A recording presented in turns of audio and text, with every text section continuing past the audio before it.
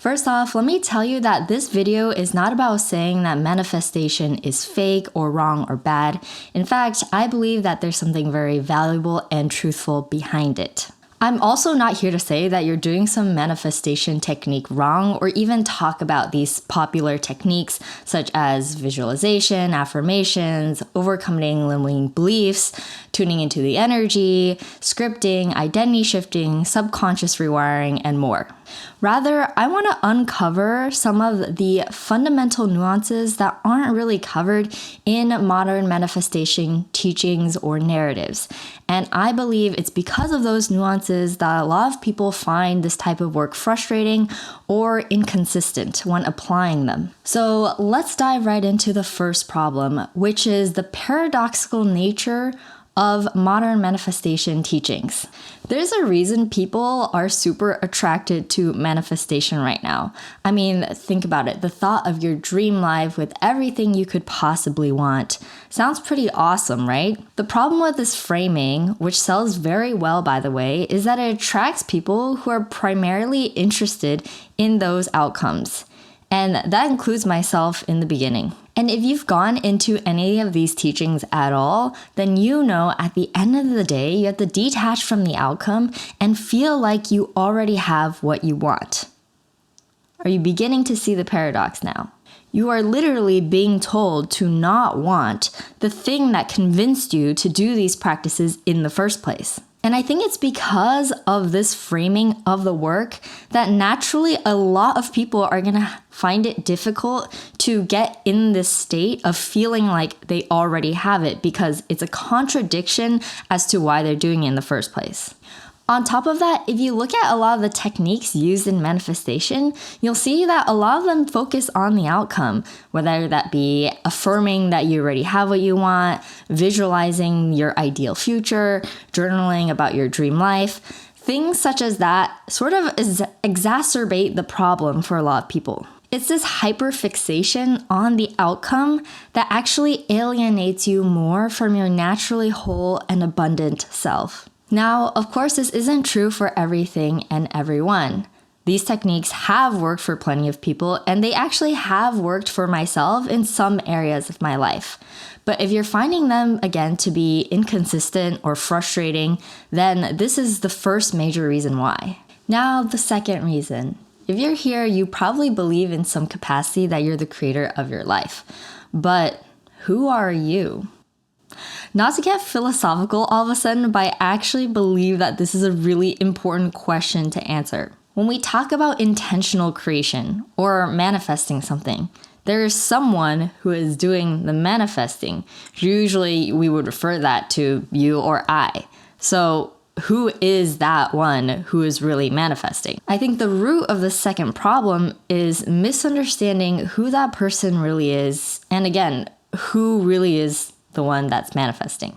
Now, this is a massive question that can't be answered that simply, but for the sake of this video and to understand manifestation, let's divide this who into two parts. The first part is you as your personality.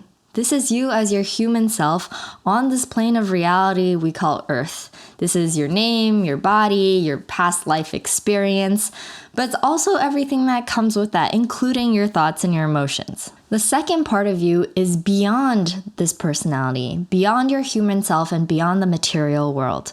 For ease of reference, I'm going to call this your true self.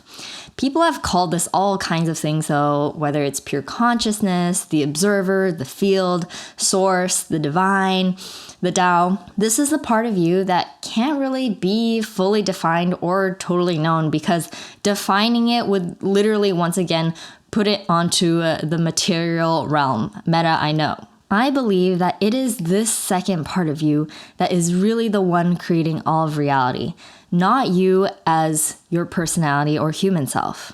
Now, this is an important distinction because most popular manifestation teachings have you assuming that it's mostly the human personality part of you, including your thoughts or emotions, that does the manifesting, or it's some sort of combination of the two. I do believe that when you do get more in touch with your true self, your thoughts and emotions naturally become more in alignment to that part. And that's why we have plenty of testimonials and stories where someone has a certain thought or image in their head, and it happens exactly like that.